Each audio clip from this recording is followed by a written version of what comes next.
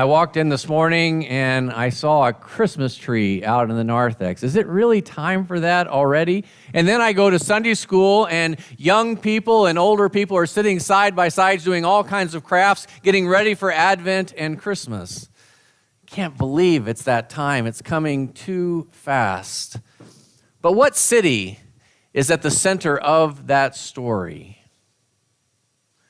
What city is at the center of the story of Christmas? Thank you. This is participation. Bethlehem, also known as, the angels said it to the shepherds, born to you this day in the city of David.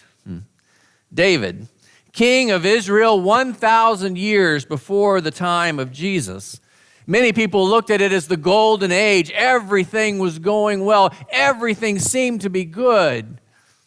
Well, there were prophets like Amos that showed up to say, you're not getting it right. You are losing your way, and it is not going to go well.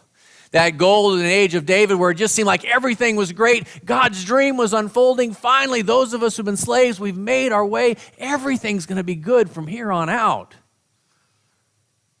Until 722, almost 300 years later, the northern part of that kingdom was overtaken by the Assyrians.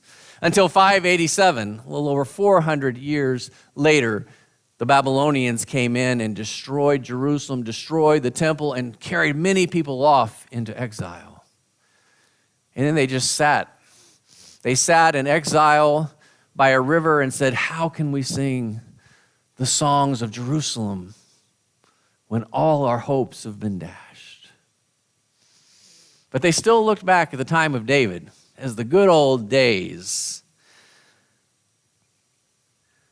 Around the campfires of Bethlehem, men told stories of David, a local hero, conquering giants and armies. But in the women's tent, they told an even older story of Ruth and Naomi, who were also local heroes of Bethlehem. Did you know that? Do you know the story of Ruth? I mean, you can find Ruth in the Bible. It's only 4 chapters. It won't take you long to read. It's very worthwhile reading. Maybe you know part of the story. Maybe you know the whole story. Part 1 in the book of Ruth, Naomi and her husband Elimelech are Israelites. They had 2 sons and they lived in Bethlehem. But due to a famine, they had to move from Bethlehem to the southeast across the Dead Sea to Moab, a foreign country. Now, history is filled with stories of immigrants leaving their homes and crossing borders to find a better place to live for their families. And knowing that, God said time and time again in the Hebrew Scriptures that we're responsible to care for those who are immigrants, those who come and cross the border, to care for them and to welcome them as though they are our own. But when they get to Moab, Elimelech dies. But Naomi's sons marry foreign girls. Chilion marries Orpah, and Mahlon marries Ruth. But then Chilion and Mahlon both die. All of that in just the first 5 verses of Ruth. I tell you, it won't take you long to read the story. Naomi's lost her husband. She's lost her 2 sons. She's in a foreign land, and she gathers together her daughters-in-law, and she tells them she's going home. She's going back to Bethlehem, but she releases them from being committed to her and tells them to go back to the house of your mothers. She says, I have no more sons to give you. Even if I were to give birth, again, you'd have to wait a long time before they were old enough to marry. Go home to the house of your mothers. Such was the reality for women and widows. Naomi says, the hand of the Lord is against me. Naomi changes her name to Mara, which means bitter. Bitter. Anybody feeling bitter? I went away full, but the Lord has brought me back empty. Orpah kisses Naomi and leaves, but Ruth clings to her. Do not press me to leave you or turn back from following you. Where you go, I will go. Where you lodge, I will lodge. Your people shall be my people, and your God, my God. Where you die, I will die, and there I will be buried. This has been portrayed in art in a variety of different ways. I particularly love this picture. This picture is by Sandy Feckelman Gagon, who is of the LDS faith, Mormon. But this is just a beautiful picture of their friendship and their commitment to one another. But it's also some other art. We have another slide here. This is by Art Scheffer from Liverpool, England. The next one is from Peter Lastman of the 17th century. The next one, William Blake of the 18th century.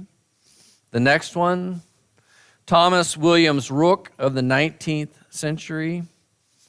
The next one, Marc Chagall in 1960. The next one, Philip Hermogenes Calderon in 1900. And this last one, by He Qi, or He Qi, modern Chinese portrayal. And you can kind of meditate on that and sort that out. I'm going to leave that one up there. Finally, people say that your daughter-in-law, Ruth, who loves you so much, is worth more to you than 7 sons. It's a powerful statement back then. But there is a Ruth part 2. Naomi and Ruth do return to Bethlehem, and they're gleaning behind the reapers. It's another commandment, one that we don't lift up or post in our schools, a gleaning that says we're responsible to leave enough for the poor to take care of themselves. So they are gleaning. It reminds me again of the words I used from Isaiah 55 with the children. Everyone who is thirsty, come get water. If you have no money, come buy food and eat. Get the best stuff. It's all free.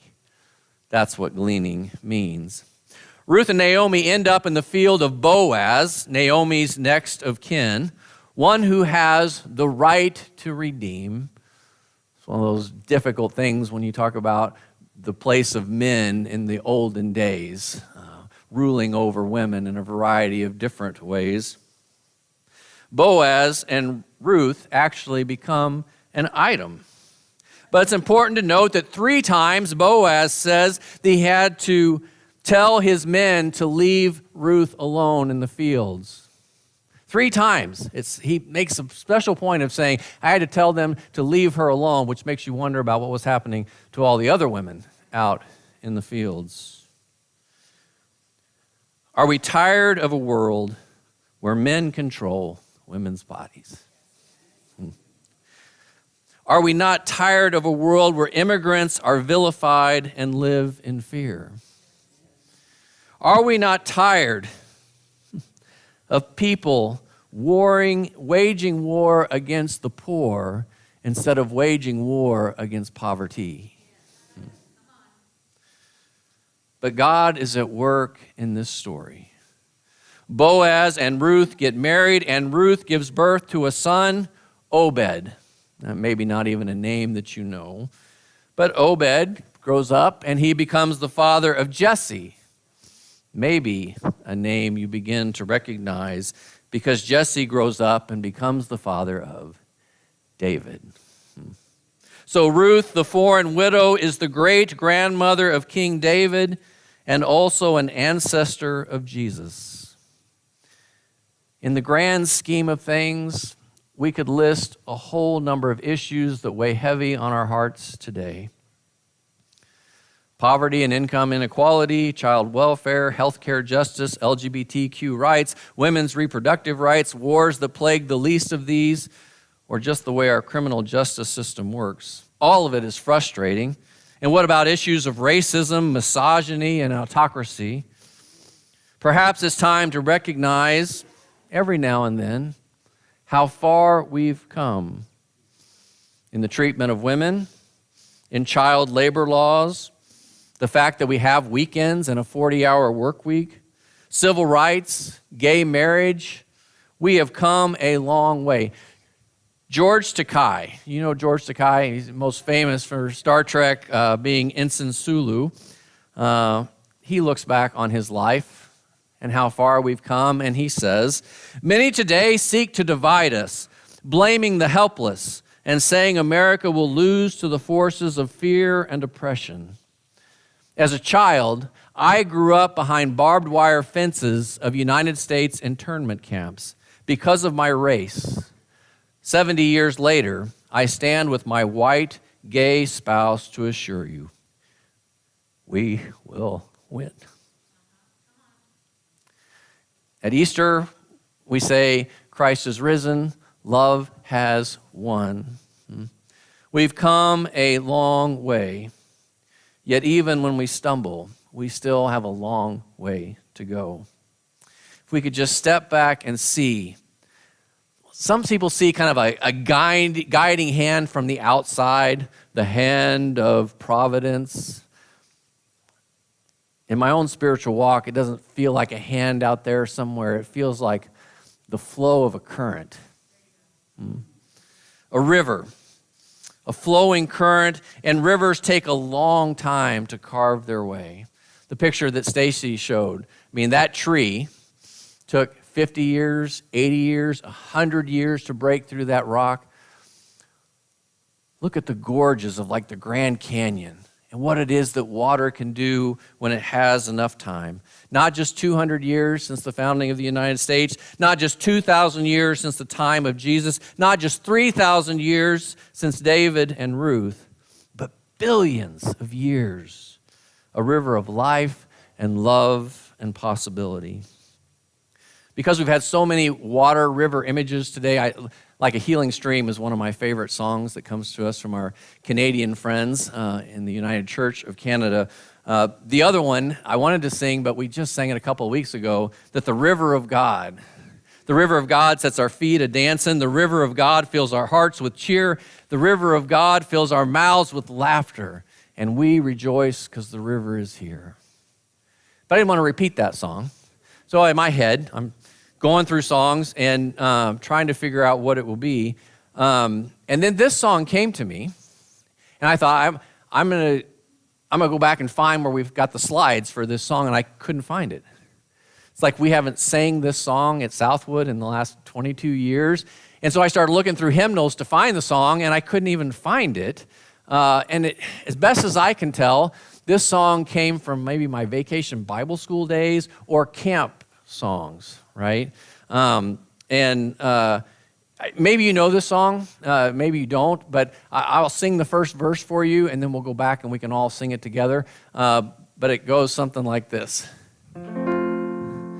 I've got a river of life flowing out of me, makes the lame to walk and the blind to see, opens prison's doors, sets the captives free.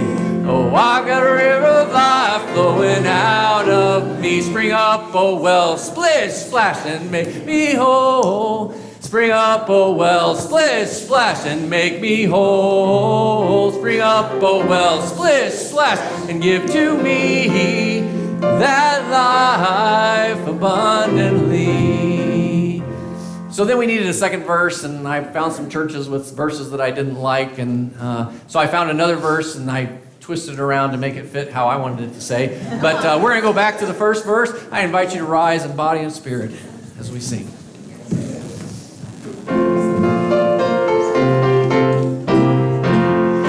I've got a river of life flowing out of me, makes the lame to walk and the blind to see, opens prison's doors, sets the captives free. Oh, I've got a river of life flowing out of me. Spring up, oh well, splish, splash within my soul. Spring up, oh well, splish, splash and make me whole. Spring up, oh well, splish, splash and give to me that life abundantly. I've got a river of